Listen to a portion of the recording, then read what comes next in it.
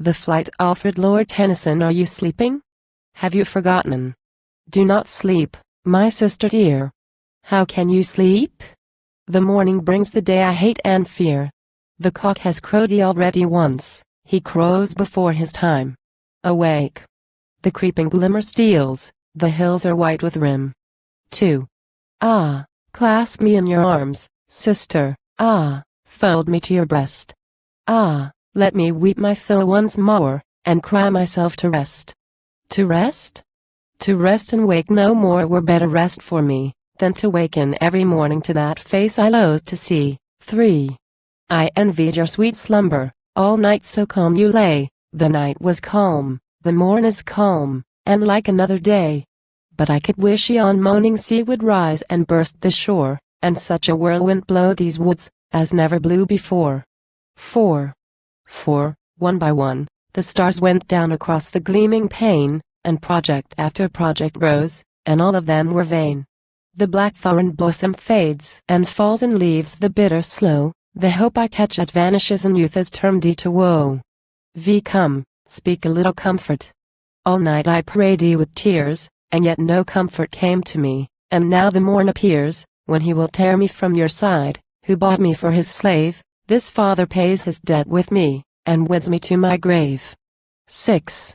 What father, this or mine, was he, who, on that summer day when I had fallen from off the crag we clambered up in play, found, feared me dead, and groaned and took and kissed me, and again he kissed me.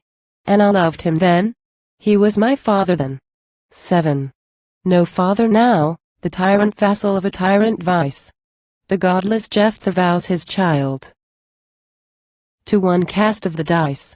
These ancient woods, this hall at last will go, perhaps have gone, except his own meek daughter yield her life, heart, soul to one. 8. To one who knows I scorn him. Oh, the formal mocking bow, the cruel smile, the courtly phrase that masks his malice now, but often in the sidelong eyes a gleam of all things ill. It is not love, but hate that weds a bride against her will. 9. Hate, that would pluck from this true breast the locket that I wear, the precious crystal into which I braided Edwin's hair. The love that keeps this heart alive beats on it night and day. One golden curl, his golden gift, before he passed away. He left us weeping in the woods. His boat was on the sand. How slowly down the rocks he went, how loath to quit the land. And all my life was dark and as I saw the white sail run, and darken, up that lane of light into the setting sun. 11. How often have we watched the sun fade from us through the west, and follow at wind to those isles, those islands of the blessed. Is he not there? Would I were there, the friend, the bride, the wife, with him, where summer never dies, with love, the sun of life. 12. Oh, would I were in Edwin's arms once more to feel his breath upon my cheek on Edwin's ship, with Edwin, even in death, though all about the shuddering wreck the death-white sea should rave, or if lip were laid to lip on the pillows of the wave. 13. Shall I take him? I kneel with him.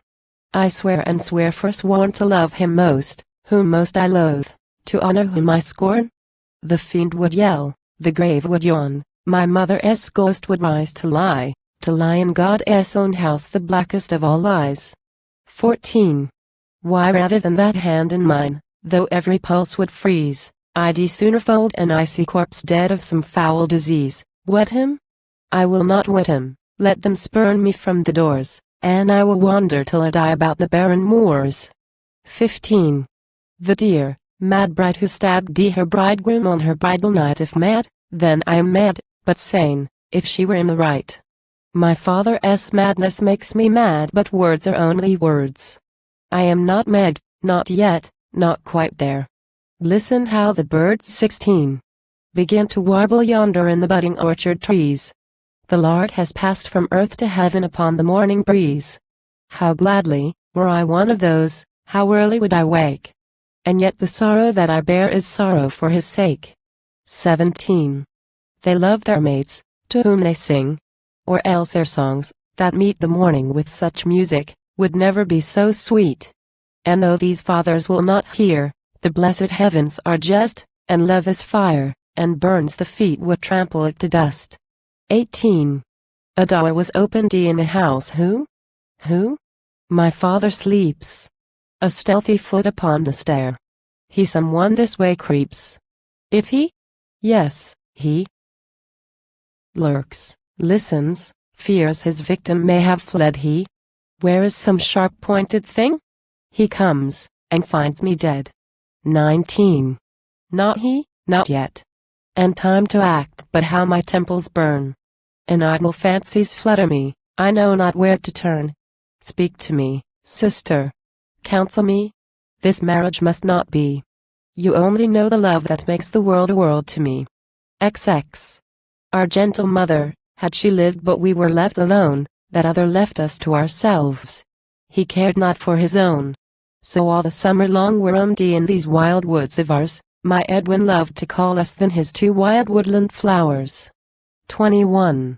Wild flowers blowing side by side in God's free light and air, wild flowers of the secret woods, when Edwin found us there, wild woods in which we roved with him, and heard his passionate vow, wild woods in which we rove no more, if we be parted now.